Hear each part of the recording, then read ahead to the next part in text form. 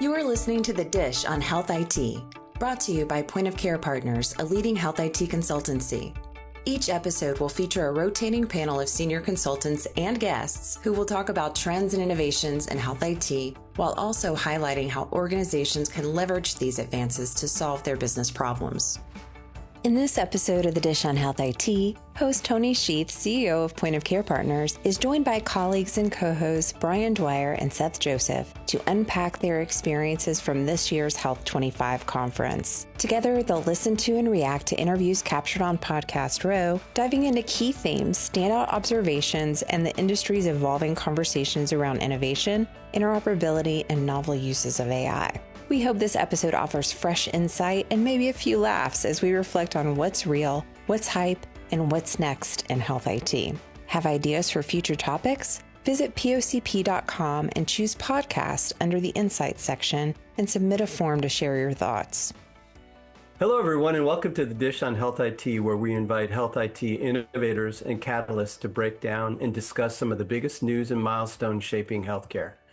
We at Point of Care Partners are health IT consultants working with stakeholders across the ecosystem: payers, providers, life sciences companies, and health tech vendors. And we're known for our objective, independent perspective. I'm your host. My name is Tony Schueth. I'm the CEO of Point of Care Partners. And joining me today are two colleagues and friends, Brian Dwyer, our business strategy practice lead, and Seth Joseph, Managing Director of Summit Health Advisors. We all attended HLTH25 in Las Vegas, and in this episode, we're going to share our observations, what resonated, what surprised us, the real work that needs to be done for any of the glitzy new tech to work. And we're going to listen to some of the interviews we captured while attending and discussing some of the observations they shared. Brian, I'd love to have you introduce yourself. Hi, everyone. I'm Brian Dwyer. As Tony said, I'm the business strategy lead here at Point of Care Partners. I've been with Point of Care Partners for 4 years, but it's been in health IT for over 30 years, and mostly on the vendor side, smaller startup companies and recap companies, and just a number of roles. That's me. Great. And Seth, would you introduce yourself, please? Good morning, good afternoon, good evening to folks, whenever you are listening or watching this podcast. I'm Seth Joseph, as Tony said, Managing Director of Summit Health Advisors.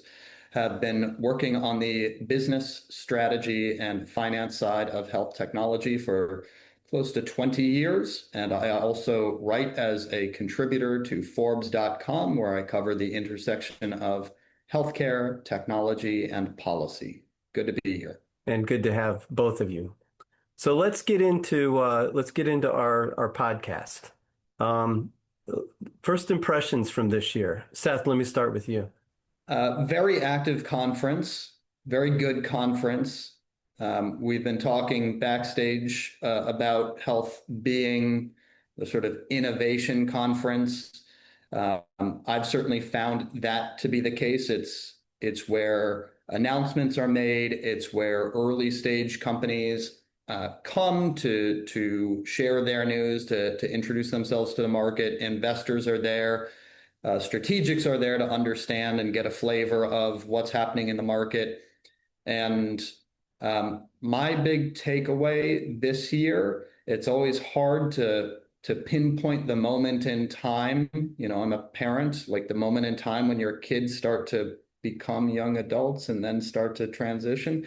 It feels like we are, at least to me, like we're at one of those points with health. It felt a little bit more grown up, a little less hype, a little more mature, some more serious conversations. And frankly, I think that's a good thing, and would love to hear both of your thoughts if you agree and what you all saw there. Brian, do you have the same take? Yeah, I mean, it has a lot of energy. I think because of the early stage companies, there are a lot of early stage companies looking for, investors. And I've had a number of conversations where, they're honing their story, their pitch, because they're just so new. And there's also investors looking to place investments. So it has that kind of a vibe, just a lot of kind of innovation. I mean, and it is glitzy and it is, you know, kind of like a, big show. But there's just so much going on in the health IT space there. It's the AI kind of boom. I got the feeling that we're really at, people keep talking about AI, this being the next kind of industrial revolution type, uh, uh, point in our history, and it definitely felt that way to me. That this is just we're really living in a really amazing time. I agree, Brian. I recall one day you and I had lunch, and then you had to go off to a meeting, and so I started talking to the other folks at the lunch table with me. One of them, or four of them, were from an FHQC in Iowa. The other three were from a nonprofit entity, neither of which, are what Seth described, which are investors or startups looking for investment. Those were not the kind of companies that I expected to be at Health. So I started talking to them and I asked them why they were there. They said they wanted to be, aware of the new innovations that were happening in health IT. And I asked them because I've been going to HIMSS for 20 plus years, almost 30 years. So I asked them if they go to HIMSS. They said they don't. They only go to this event. And so I found that fascinating. So, I would agree that this is an event for innovators and just sort of seeing how the health IT is sort of evolving. I remember in the I'll just add this one thing, Tony. I remember in the late '90s, when the internet boom was occurring, Hmm. and every booth at every show had web enabled, and of course the internet did change everything, right? And then it's the same now with AI and these kind of new technologies has that same feel. So it is. So AI was the topic on everyone's lips this year. Seth, what's your take on that? What was your key takeaway as it pertains to AI? Perhaps a bit of a contrary take here, and that may be a result of where I spend my time and the conferences I've been to. Um, but I will offer that the tone of AI or the tone and the focus of AI seems to be evolving a bit in a way that to me is encouraging. I actually feel like it's been that there's such ubiquity that the sheen has sort of worn off. Maybe the fever is breaking a little bit in terms of maybe we've already reached the peak of the hype cycle, and now we're starting to slowly ease down into the trough of disillusionment, and is real. But my takeaway, based on having been to the past couple of healths, JP Morgan, et cetera, a lot of these conferences where there is focus on innovation, there's capital being deployed, some companies are pitching, was the conversation seems to be starting to shift, at least from AI for AI's sake and to hype towards, of course, we have AI enabled or as part of our products, and here's what we are using AI to do, or how AI is further enabling our product, our use case, impact, further extending capabilities for customers, and with a bit more specificity. Now, I say a bit, all things are relative. So I imagine, Tony, for the folks you met coming from the FQHC, their perspective may have been they were just blown away by, the hype.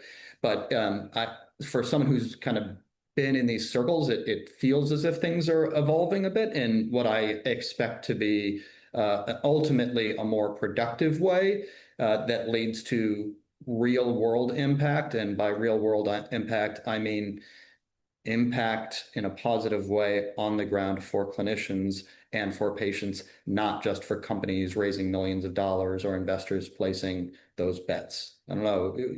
You guys have a reaction to that? Yeah, I resonate to that definitely. There's an aspect of kind of marketing, right? Every single booth had AI, right? I had a hamburger that was AI enabled. It's just taken, and that's just that's part of the game, right? That's marketing, right? But there are amazing technologies, and AI has incredible impacts. That's just it's exciting to contemplate it. And it really is. And, you know, as you both know, we did interviews with different sort of thought leaders on the floor. Let's listen to what some of them had to say. So, first of all, a lot of great discussions around governed interoperable platforms. That's top of mind for most folks at this event this year, which is really great because I think a lot of the heavy lifts for many of the organizations is how you can navigate through all these silos of systems and data. This is not just your medical record, but also medical imaging, your scheduling, your lab. All of that is what they say. It's slowing down the adoption of advancement of bringing more applications, AI and otherwise, to help solve pain points, whether operational or clinical. And this is an area, honestly, we're excited about because it mirrors our approach about how we're addressing this challenge for a lot of these customers. Well, all of them are really great discussions, but it was really interesting just to see the theme this year around agentic AI. This is an area I actually introduced at this conference last year in my opening keynote on multi-agentic AI as an industrial revolution is going to really help us scale in healthcare and address many of the inefficient workflows by automating access to information, bringing all that information, synthesizing that information, all the way to where these agents can act as your extended colleague, trusted colleague, with the right rails and guardrails that you can ensure that you can build the trust with these systems. So definitely, it's really great to see the excitement this year compared to last year around agentic AI. Almost every discussion is bringing agentic AI. A lot of primary use cases I'm seeing more on operations side, helping a patient navigate the health system or the scheduling or find the next follow-up. Some more work around billing and reimbursement and authorization, which is really great. That's top of mind. So, Seth, what's your take on Taha's notion of agentic AI being part of every discussion? Brian, I'd love to hear your take. You were involved in these conversations and love to react. Sure. So, you know, I was in the room during that interview, and that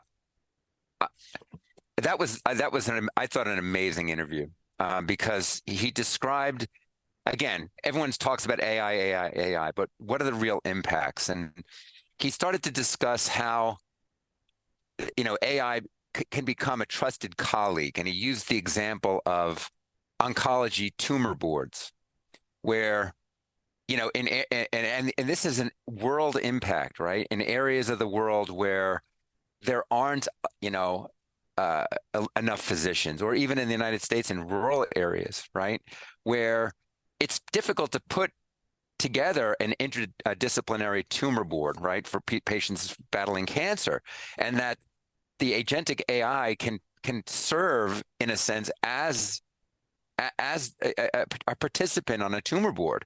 I'm like, wow, this is an incredible impact, right?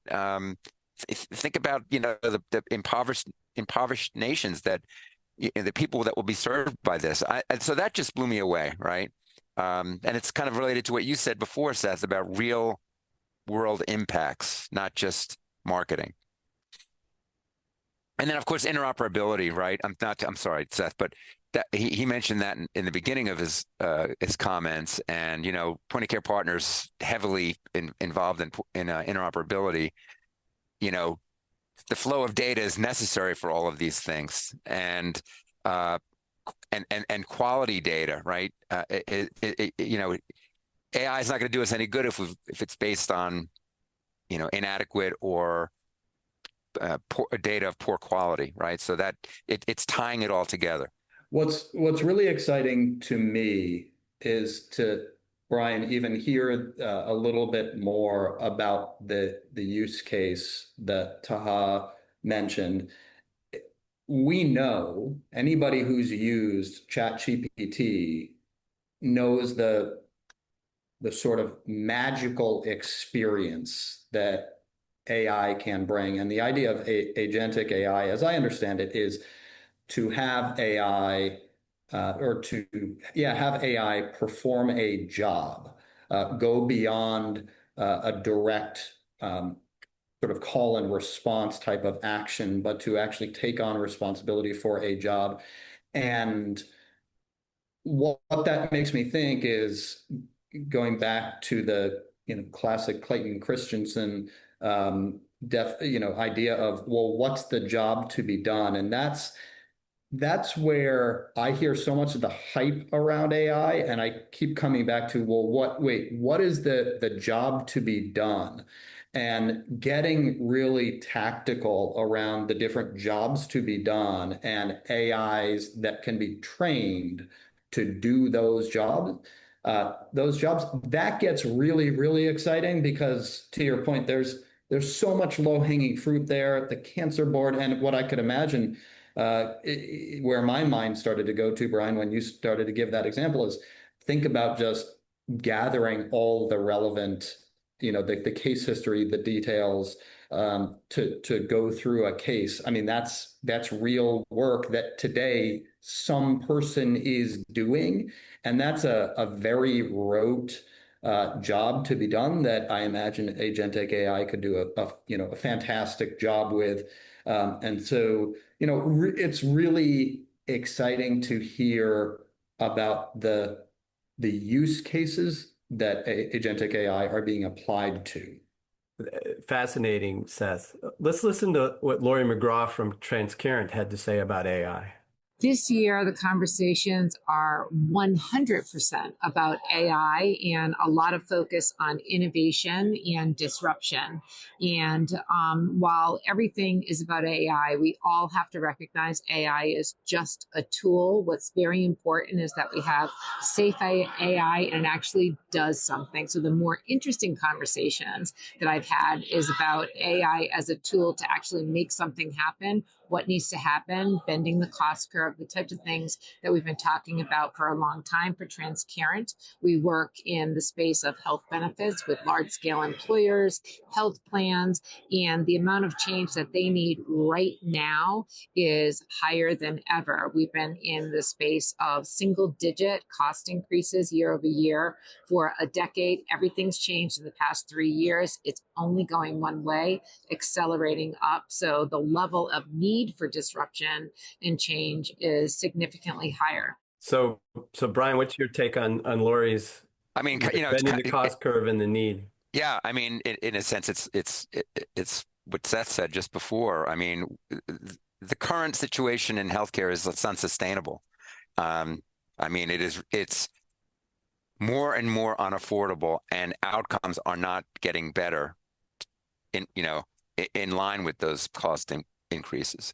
So we do need the disruption, and AI is a part of it. Interoperability, the seamless flow of data is absolutely required to bend the cost curve and to improve quality. I mean, what was interesting to me about where Lori went was the application of AI to help bend the cost curve.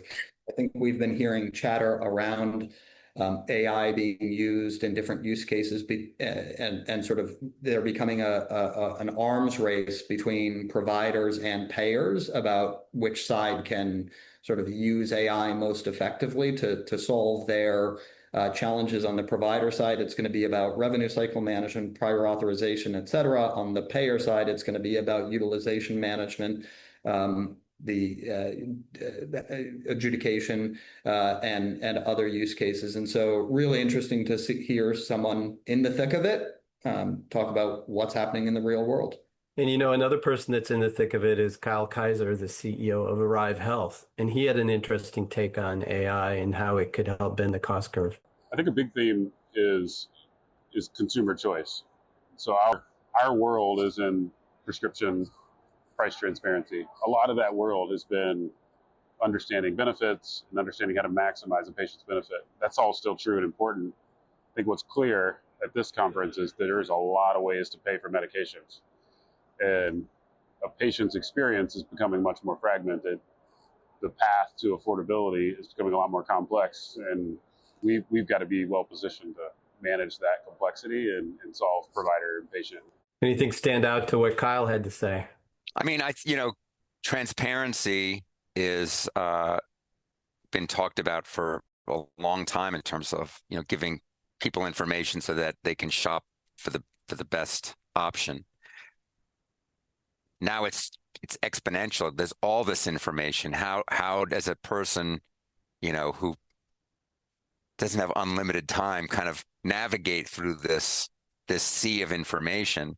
And that's a role that AI can assist in, or just narrowing to the best choices, perhaps.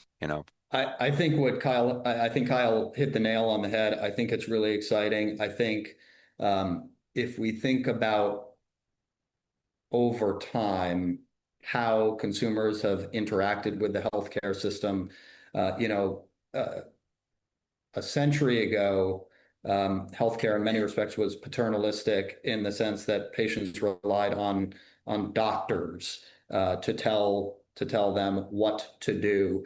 In more recent decades, the system has become paternalistic, but the parent has sort of changed and shifted from the doctor being the parent to health insurance being the parent, or the sort of morass of third parties with whom the patient and the doctor sort of have to navigate in between all these rules. And what's really exciting and I think provocative is the idea that putting AI into the hands of patients means that patients as consumers as patients, all of a sudden now the room or the playing field is being leveled a bit. And so every player in the system is going to have to figure out how to interact with the consumer in different ways and recognize that the consumer has power.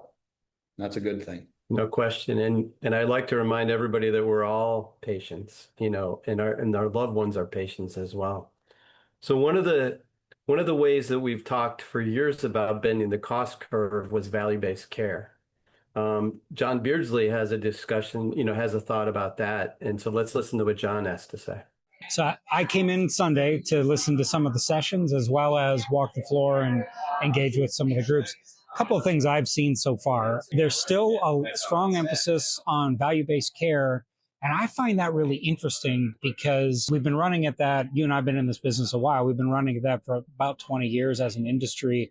We're still wrestling with it. And we are right now seeing a number of large plans exit the MA market and other things. So I wonder about the future of value-based care and how it needs to be defined so it can be successful. And I'm looking for that as I walk through the floor today. The other thing I've seen is there's a lot of people running at AI, no surprise. But I would also say that a lot of the players that are trying to tout their wares are very small. Mm-hmm. Some of that's an artifact of the show. The show is very good for up-and-coming businesses. But the real trick to implementing AI in healthcare is going to be how do you do that across a full workflow at scale? So, gentlemen, I'm going to be the first to react to this one. I listened to a session that John wasn't on, but one of my other interviewees was on that panel. And they talked about, could AI lead to a different payment model? And, value-based care, there was some discussion about could it enhance value-based care, which is, certainly within the realm of possibility. But there was also discussion about could we start paying for outcomes, for example. But but more broadly, are there other payment models that we can evolve to kind of because of AI? So, I'd like to toss that out there and let you guys react to what John had to say, or that sort of whole idea or notion of different payment models.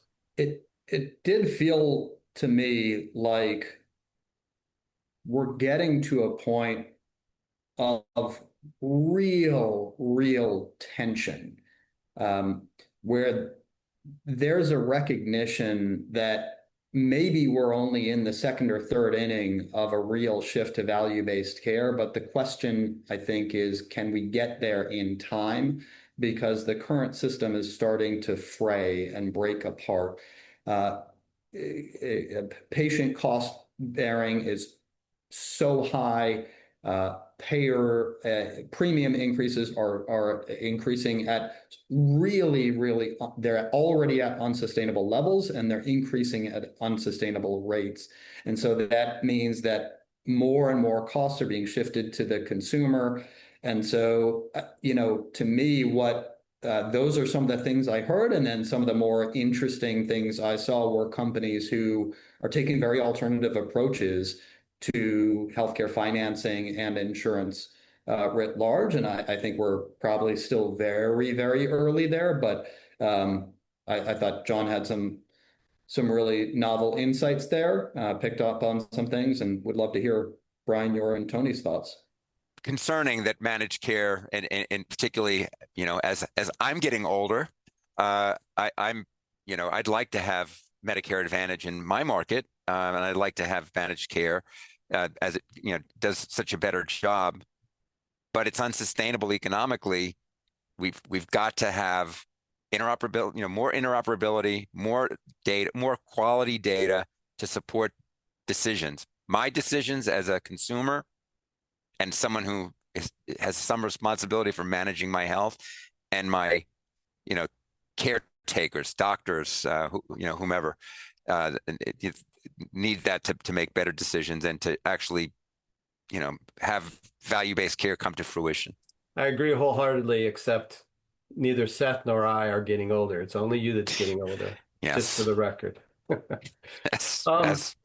Seth, you talked about sort of the pace of things. And one of the areas that one of our interviewees talked about rapid, advancement was in policy. So this is Chris Chen, and let's hear what he had to say. I think some of the biggest themes that I'm hearing are how fast the environment is moving these days, from a technological as well as a policy perspective, and how vital it is to be attending conferences like this, just to hear what's going on because of how quickly things are changing. I'm also hearing a lot of talk, obviously, about artificial intelligence, but in ways that are a little bit different than in previous years. I think maybe the hype cycle has died down a little bit. I think people are really thinking about the application of AI in really intentional and thoughtful ways, and not just dreaming big, but how do we operationalize it and really use it to... Any reaction to that, gentlemen? Really encouraging to hear somebody, yet another person, talk about the importance of operationalizing AI. And I think, for sure, what we've heard a lot about in the past few years was the promise of AI, companies raising millions, tens of millions, hundreds of millions of dollars based on the promise of AI. We've certainly seen some very compelling use cases and very broad, rapid adoption in certain use cases, such as ambient scribes. And I think now we're starting to enter a period where, outside of that use case, there's recognition that, okay, let's figure out how to operationalize this. And in some respects, that's going to slow things down a bit, because in the real world, you can't move fast and break things in healthcare. But on the other hand, that means we're going to start to see real progress. We're going to start to share best practices. Knowledge will be disseminated, and hopefully, as Chris said, we'll keep moving faster and faster and do better and better. Yeah, I mean, we've been talking about this for this entire session. I mean, it's important that we pick the correct use cases, and operationalize them, again, because it's unsustainable where we are. I know Dr. Chen, is very involved in reducing provider burden in Washington State. Point of Care Partners is working with his organization there, and the technology is one part of it. Aligning incentives is another part of it. It's not a technology piece. It's business, and it's all got to come together, right? We're talking about pledges, and everyone is talking about how we want to reduce the burden on providers. Making it happen is going to require technology, but it's going to require aligned business incentives as well. Absolutely. And Chris, really kind of helps to transition us to sort of the next topic that I wanted to chat about, which is policy conversations, specifically around the reaction to the CMS pledges. Let's listen to what John Beardsley has to say about NCPDP FIRE and a focus on patient app progression. The interoperability pledges and the patient app pledges are very interesting. And the big thing there is they're really focused on the FIRE standard. Mm-hmm. And we've operated historically in pharmacy. So we are primarily NCPDP standard, and we haven't seen the hook yet between NCPDP and FIRE. It would be easier for us to jump in if we saw that hook. The first innovations are around kill the clipboard, which I think all just as a consumer of care, as a patient, I look forward to being able to just pass a QR code and have somebody have all my information instead of having to fill out one for my ophthalmologist and one for my primary care physician and one for other groups. The next one are these patient engagement apps, primarily initially around weight loss. I'm looking forward to seeing how that market evolves and how broad those therapeutic areas become. There are a lot of players focused on GLP-1s and weight loss. Mm-hmm. There's a generalized patient engagement need that has not been met. And so if you can see one of these up and coming players that maybe starts in one therapeutic area like weight loss and expands into additional indications like heart health that are related, mm-hmm. and expands into other areas beyond that, I think that will be the thing that makes those patient apps really useful and really valuable to pharmacies, pharma, payers, and providers. Gentlemen, there's a lot that we could, comment on in his, comments there. Brian, why don't you start? So I loved his comments about the patient apps. And I mentioned before, as a patient, I've got responsibility over, my healthcare, right? I'm being advised by doctors, and I have options that doctors present to me. But at the end of the day, if I don't exercise or I don't, lose weight or whatever it may be, it's no amount of technology is going to make, is going to improve that. There are these AI kind of, again, agentic AI tools that engage patients in a way that they learn how to motivate a patient to take exercise, lose weight, whatever it may be, and they learn so that these engagement technologies are much more likely to get people to effectively manage their own care and their own health. And I just find that so exciting. It's more than just a reminder. It's because it's AI enabled. It actually will work. I mean, that's at least theoretically. I think many years from now, if we've got a better functioning healthcare system that really does deliver high quality, convenient care for patients at lower costs, then perhaps we'll look back at this time period as perhaps a tipping point.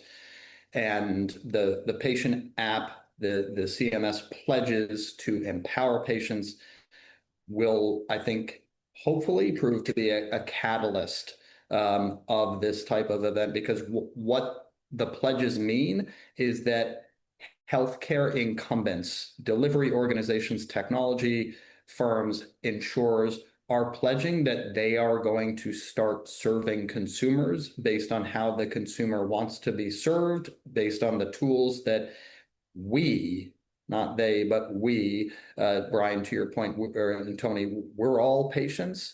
The system should be working for us. And so having tools that we can use that are convenient for us, not necessarily as convenient for hospitals or doctors or pharmacists or phlebotomists, but start to create conditions in which there's a real marketplace and supply starts to meet demand where it wants to be met. That to me is really exciting. So kudos to John for calling this out. Excited to see next steps, and welcome feedback on that, Tony, as well. Yeah, that's well said. And it's interesting that the CMS pledge is coming from the federal government. So Chris Chen, who is the Chief Medical Officer at the Washington State Healthcare Authority, has some thoughts on federal priorities and how they help motivate partners. Let's listen to what Chris has to say. I think there's other venues that are maybe more relevant for state folks who are working in IT and health IT. Certainly, rural health is top of mind for everybody in the Rural Health Transformation Program, and people are really excited about it. Washington State had a lot of really positive work in rural health for a long time. Everything east of the Cascades, we've got a really big rural area to serve outside the I-5 corridor. So our agency has been working really hard and have over 180 proposals, and we've been stakeholdering in a very open and transparent way, which has been exciting. So I think we're excited about what the possibilities are, and there's certainly, Rural Health Transformation Program can't make up for the losses that we're going to take, which we'll try to mitigate the impact of as much as possible. But it is an infusion of funding in a different way than just claims reimbursement. And so potentially there's some broader flexibility there to think about some of their priorities like technology, like workforce, like access. And I think that's what's really exciting people. So on the prior authorization front, we've worked with you guys on this journey for the interoperability work group at Washington State for the last year and have really valued the partnership. I think we've encountered many barriers that you guys have helped lead our group through. What are the payers thinking? What are the providers thinking? What are the EHR vendors thinking? What are other vendors thinking? And what's the overall policy direction of the state? How do we align all of those? And so I think anytime federal government supports a broader initiative that's aligned with our policies, it's really helpful to get buy-in. Even in our work group, the interoperability work group, we've had to ask our not just market payer folks, but also the national folks to jump in. And certainly I think there would be less willingness to do so if they weren't also realizing that's a priority of the federal. There's a lot in what Chris has to say as well. Seth, do you have any sort of thoughts, any comments, reactions? Well, I'm super curious because you guys are doing work, you're familiar, you've got context. What your, Brian, what reaction you have to what Chris said? Yeah, I mean, I think it goes back to what I said before about aligning incentives. Kind of at the foundation, and we're working with Chris in Washington State to accelerate the adoption of electronic prior auth, and fundamentally, without government intervention, the incentives for the stakeholders are not necessarily aligned, right? I mean, the providers, in one sense, would like to have no prior auth. Payers would require some level of prior auth in order to manage risk. The EHR vendors, I mean, they're in business, right? I mean, they're going to build things that are going to drive revenue and margin. And so, because fundamentally, without the government in that picture forcing the adoption of new technology, it wouldn't happen. At least I don't think it would happen. So I think it's great that and I'm not a big government guy, but I think in this case it's a great use of government energy. I would agree. We got our start in the electronic prescribing space. And it was interesting. One of the things that I observed was there was a point in time when pharmacies were ready for electronic prescribing, but providers weren't. And then there was a point in time where providers were ready for electronic prescribing, but doctors had kind of moved, pharmacies had kind of moved on. And then there were points in time where a pharmacy had a relationship with a provider and they were transacting, but other providers weren't. And what, the federal government brought to the table was just sort of aligning everybody and getting everybody on the same timeline. Obviously, the evolution of electronic prescribing, there's more to it. The recipe for success is more than that. And Seth, that's when you and I first met, when you were at SureScripts and SureScripts and sort of had a lot to do with the success of it too. But getting everybody aligned is part of the federal government's sort of contribution to all of this and very much valued, I think, in the industry. But this notion of physician burden is interesting, and Lori McGraw had some thoughts on that. Let's listen to what she had to say. Anything that reduces administrative burden is a good thing. So that, somebody who, for myself, I worked on electronic health records for the times when it was less than 5% of physicians using them to the time when, 90%, nearly all were using them. And with that great moment where things really changed in this space, a lot of administrative burden came with that. That's unfortunate. That's really, really unfortunate. And I worked at the American Medical Association for a lot of years, spent a lot of time on physician burden and burnout.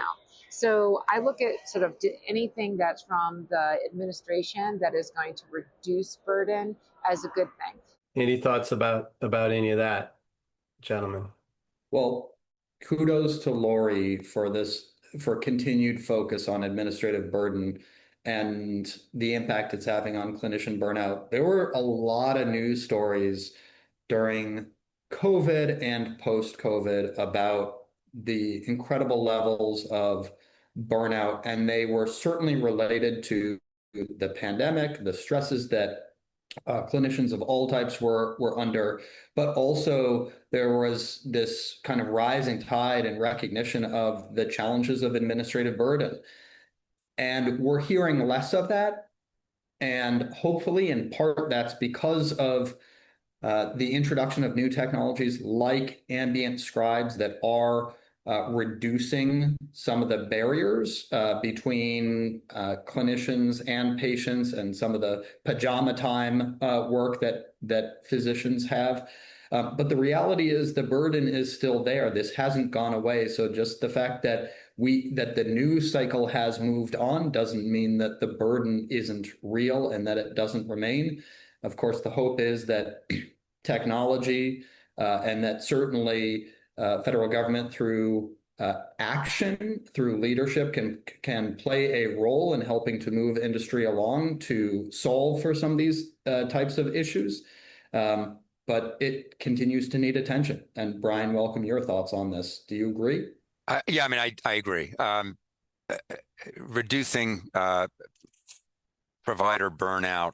I mean, there's shortages of providers is a result of it. And I'm hopeful that the technology will help to address it. I mean, some of it's just baked into the system, right? Like I said before, I mean, something like prior auth, right? It's just it will always be some level of burden.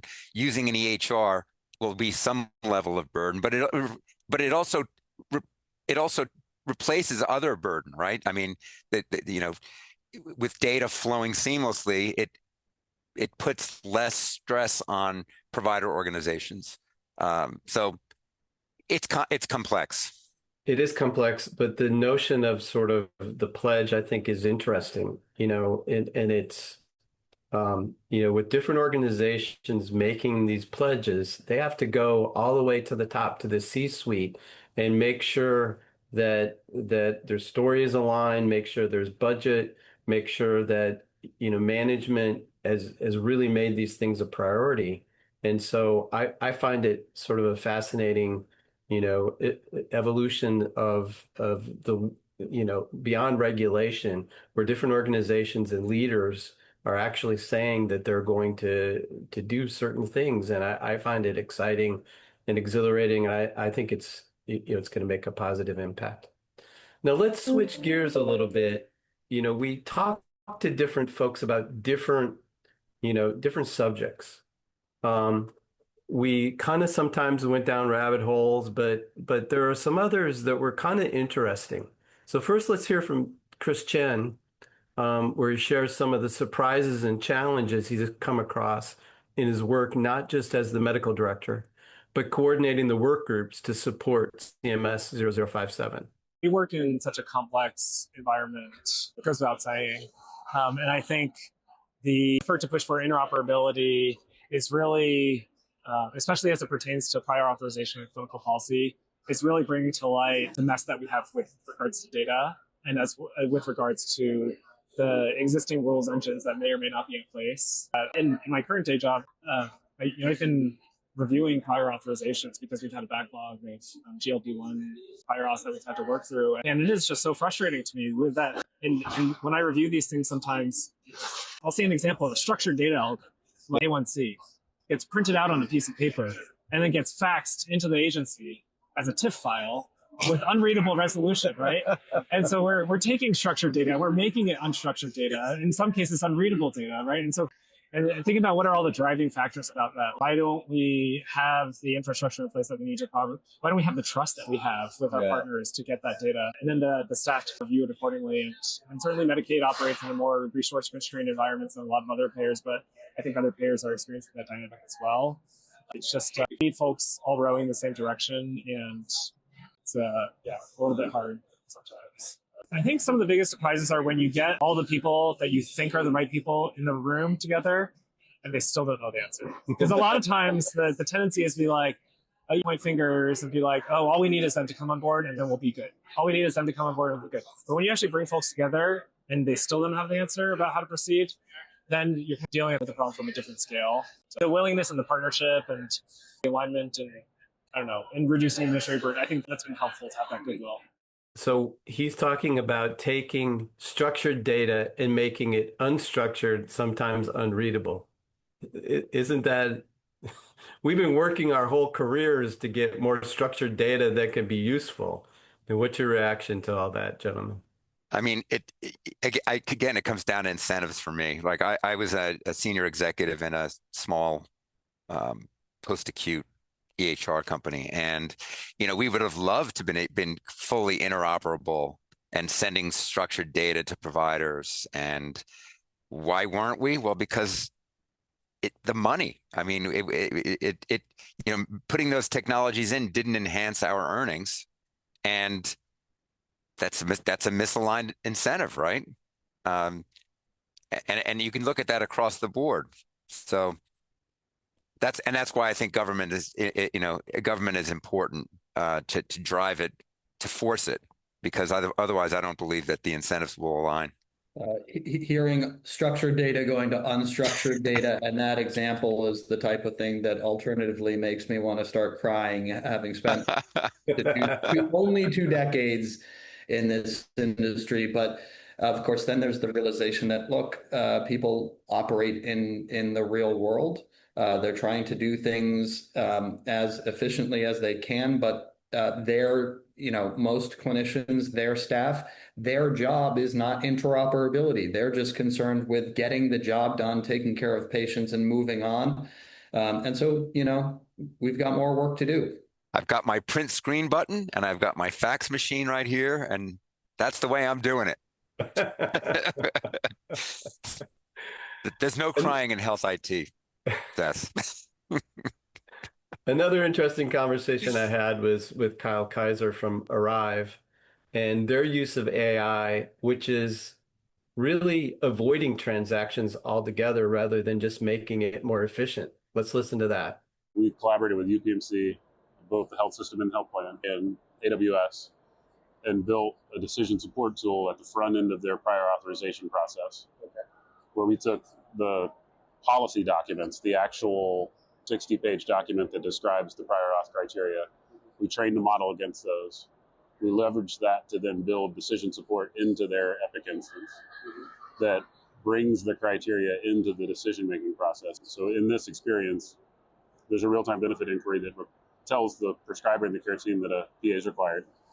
And then before they start submission of that prior auth, we share the appropriate criteria from that policy up front. And what we saw was about a reduction from 40-ish% denial rate to about an 11% denial rate. And all of that was just saying to the conference theme of GLP-1s, if you're trying to prescribe a GLP-1, you need an A1C over 7.5, you need a BMI over 28, and you need a diabetes diagnosis. Right. If you don't have those, don't start the auth. Right. And so it's taking all of the administrative waste out of the process. So what's your reaction to that, Seth? I have a very strong reaction, and I hope it's one that innovators, that startups, founders, and big companies listen to. And that is Kyle is with Arrive Health. Arrive Health is a network enabling real-time benefit transactions between doctors using EHRs and pharmacy benefit managers to get accurate patient-specific pricing to the point of care. This is a company that lives and breathes. Its lifeblood is transactions, facilitating these transactions between doctors and PBMs. And what they're doing is investing and applying AI at the point of care to reduce transaction volume for the betterment of patients, providers, and the healthcare system. This is a company that is putting long-term strategic thinking ahead of short-term thinking of how to drive more transactions. They've got an established business model. Kudos to them for realizing that sometimes you need to put long-term thinking ahead of short-term. These are the types of companies that I think are going to win in the long term. Kudos for sure. Brian, do you have any reaction? I mean, that's an amazing point you just made, Seth. I mean, in the long term, it will benefit their network. He's improving the value of his network, but in the short term, reducing transaction volumes. That's a strong leadership kind of strategic move there. But in terms of, reducing, again, a lot of the provider burden it should just evaporate, because we have the ability for AI to determine, is a prior auth needed, and also to go in and make queries into the EHR to pull data that would, without a provider having to do anything. I mean, that's possible. Again, we're getting there. And exciting. And I agree. And yeah, both of you made the exact point that I was going to make, that, how sort of forward thinking Kyle is, and how valuable that the AI is to prior authorization if it can reduce unnecessary prior authorizations altogether. A large percentage of prior authorizations don't actually even need to be done. And, with what Kyle's put in place, that reduces those completely.